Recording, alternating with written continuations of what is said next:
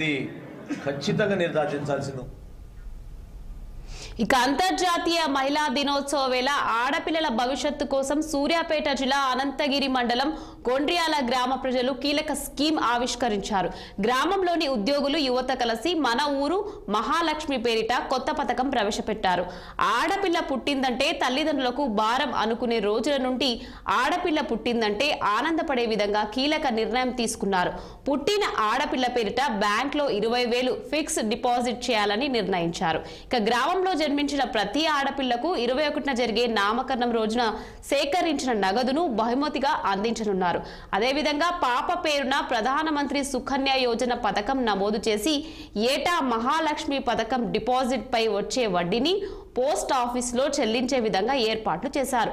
పాప మేజర్ అయిన తర్వాత ఉపయోగపడే విధంగా చర్యలు తీసుకున్నారు గ్రామస్తులు. సందర్భంగా మన అనంతగిరి మండలంలోని కొండ్రియాల విలేజ్లో మన ఊరు మహాలక్ష్మి ప్రోగ్రామ్ని ఏర్పాటు చేశారు. దాంట్లో పుట్టిన ఆడపిల్ల ఎవరైతే ఉన్నారో ఆ అమ్మాయికి 20,000 రూపాయలు ఆ ఊరు వాళ్ళు ఒక కమిటీగా ఏర్పడి గురుబయ్య, సత్యనారాయణ ఇంకా చాలామంది కమిటీ మెంబర్స్గా దీంట్లో ఏర్పడి ఈ విలేజ్లో పార్టిసిపేట్ చేసిన ప్రతి ఒక్కరు కూడా అంటే ఆ మహిళకు ఒక ఆదరణలాగా ఉండాలి, ఒక సపోర్ట్గా ఉండాలి అనే ఉద్దేశంతో విలేజ్లో అందరూ కూడా కోఆపరేట్ చేసి ఈ ప్రోగ్రామ్ని ఏర్పాటు చేసుకున్నారు. దానికి ప్రతి సంవత్సరం ఇదే విధంగా ఈ మహిళా సాధికారత జరిగే విధంగా మహిళకి ఆర్థిక భరోసా ఇస్తున్నారు. ఆర్థిక భరోసా వస్తుంది కదా అని చెప్పేసి ఫ్రీగా ఉండకుండా దాన్ని యూటిలైజ్ చేసుకోవాలి.